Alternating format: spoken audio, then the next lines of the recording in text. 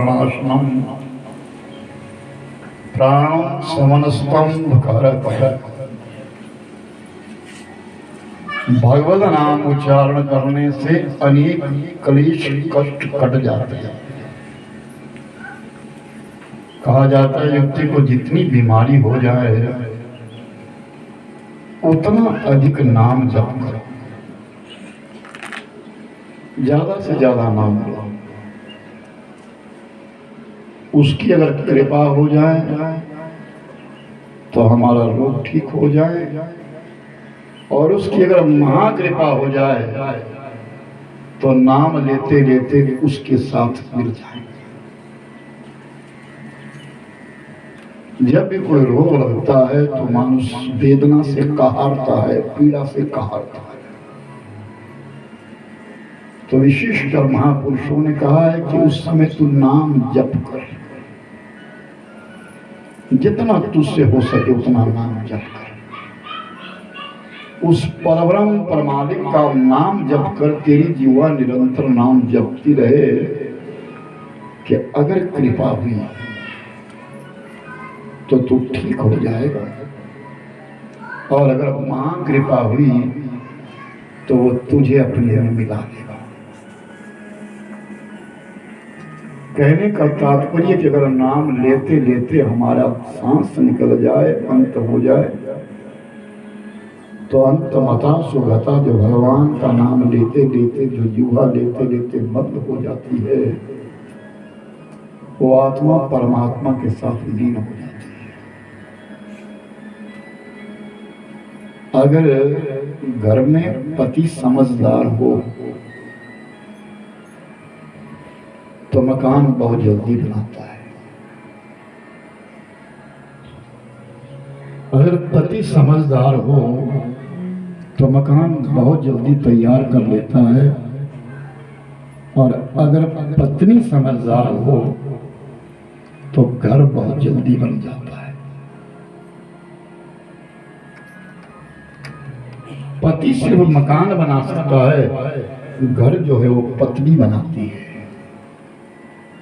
मकान कहीं भी तैयार कर लेगा, लेकिन जब पत्नी जाएगी उसको सुसज्जित करेगी, प्रेम से संवारेगी, तो वो मकान नहीं रहेगा, वो घर बन जाएगा। और कहा कि अगर दोनों ही समझदार हो, पति भी समझदार हो, पत्नी भी समझदार हो, तो घर घर नहीं रहता, वो मंदिर बन जाता है। पति भी समझदार है, पत्नी भी समझदार है, तो वो घर नहीं रहता, वो मंदिर बन जाता है। और अगर दोनों के बच्चे भी समझदार हो जाए, जो संतान हो आगे हो जाए वो भी समझदार निकल जाए, वो घर स्वर्ग से भी बढ़कर के माना जाता है। और माँ बाप, पति पत्नी, बच्चे अगर सब अच्छे बन जाएं, सुसज्जित हो जाएं, तो वो गृह मंदिर जो है स्वर्ग के बजाय इस मृत्यु मंडल के ऊपर सुख का आभास देता है, और वहां रहने से मानुष को आनंद की प्राप्ति होती है।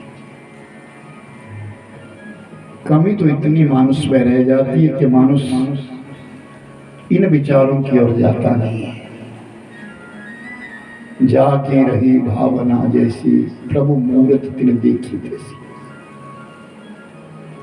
एक बुद्ध महाराज जी है जिनको बुद्ध महाराज कहा जाता है। बुद्ध जी महाराज प्रवचन करते थे, वो लोगों के बीच में सदुपदेश देते थे, और बहुत सारे लोग बैठे थे, प्रवचन चल रहा था।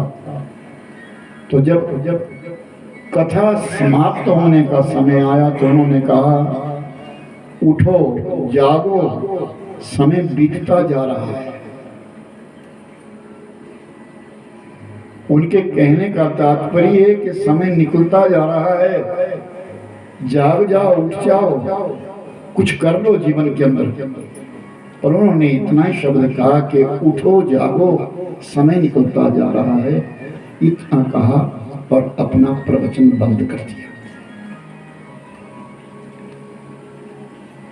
और उठे तो सबसे आगे उनका एक शिष्य बैठे थे जिनका नाम था काश्यप। उस काश्यप से कहा कि चलो काफ़ी समय हुआ बैठे बैठे, थोड़ा हम भ्रमण करके आए, थोड़ा हम घूम करके आए। तो दोनों निकल गए और पंडाल के बाहर जहां जूते उतारे हुए थे वहां अपनी खड़ाओं को पहनने लगे बुद्ध महाराज। तो जैसे खड़ाओं पहनने लगे तो एक स्त्री आई, भागी भागी आई और बुद्ध महाराज के चरणों पे प्रणाम किया। अच्छा किया महाराज, आपने समय से जगा दिया, मैं भूल गई थी। मैं नर्तकी हूँ, एक नाचने वाली हूँ, लोगों के घरों में नाचती हूँ, लोगों के उत्सवों में नाचती हूँ, पैसा कमाती हूँ। मेरा नाम नर्तकी है। आज इस नगर में एक सेठ के बेटे की शादी है और मुझे वहां जाना है, मेरा नाचने का समय हो गया।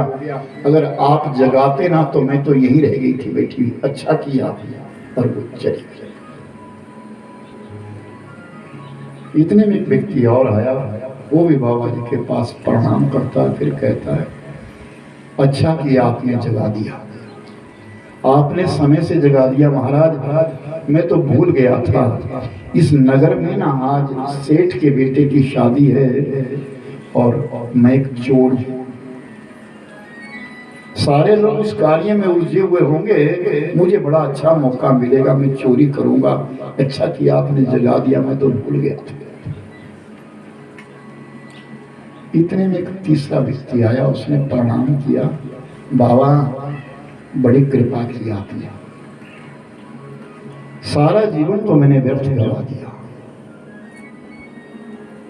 सारा समय अपना व्यर्थ गवा दिया, कभी मेरी जुबान के ऊपर भगवान का नाम नहीं आया।